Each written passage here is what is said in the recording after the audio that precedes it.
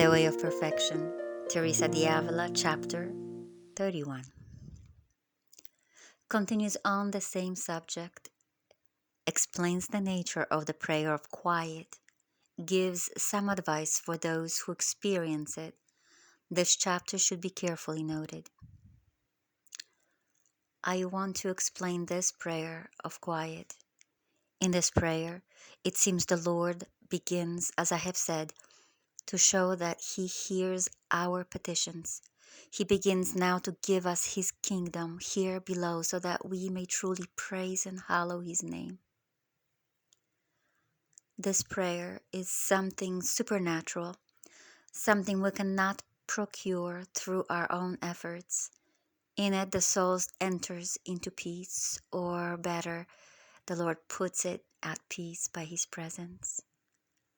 They feel the greatest delight in their body and a great satisfaction in their soul. They feel so happy merely with being close to the fount that they are satisfied even without drinking. Sometimes, in this prayer of quiet, the Lord grants another favor.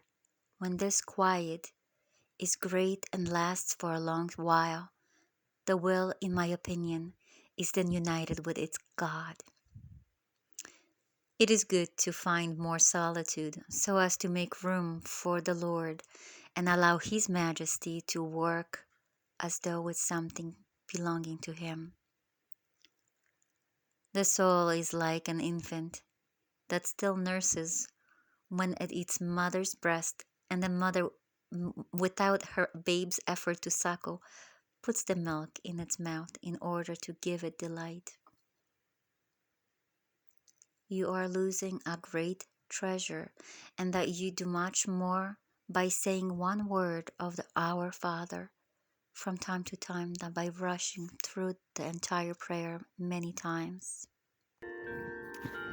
I think the charismatics, when they rest in the Spirit, I think that maybe that is what Saint Teresa de Avila describes as a prayer of quiet, where the power of the Holy Spirit comes upon a person and the person falls down and rests in the Spirit, as they say.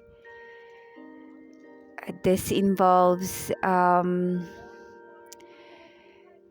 this infusion of joy and this infusion of love. You're just loving God.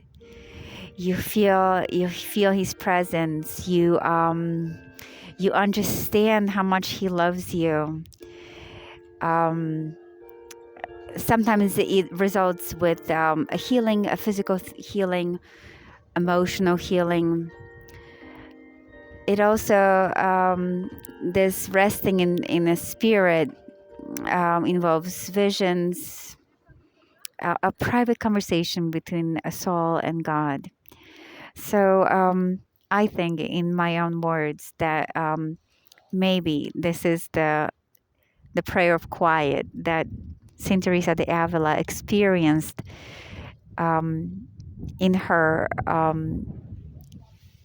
spiritual journey.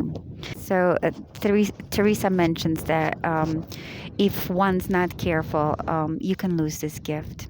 That even though it was given to you by God, if you're not careful, and you turn to ungodly things and earthly things, you might lose this gift. So she warns to continue to detach from the earthly possessions, attachment, its pleasures. So she asks her sisters to continue praying, and continue to ask God in the form of our Father for this heaven within ourselves. So this petition, God sometimes grants to the souls who are ready to receive Him, souls who desire to be with Him. So thank you, and God bless.